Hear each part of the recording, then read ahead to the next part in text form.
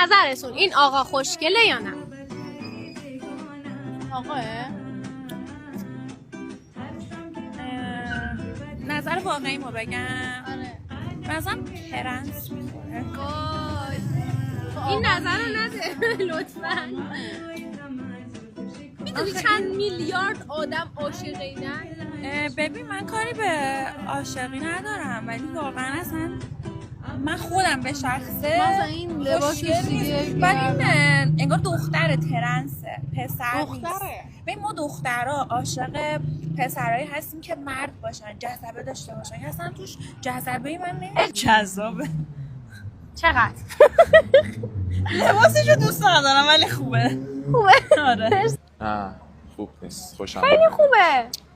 باش حال نمی‌کنم. چرا؟ دوست دارن و دخترای در شده خیلی ازش خوششون میاد. ولی من نه خوشم نمیاد.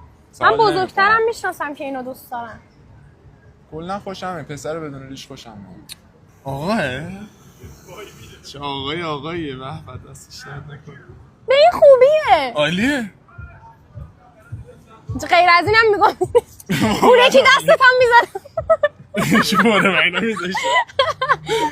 آقا نیست. خیلی جذابه. جای برادری جذاب. من نظری واقعیت ندارم.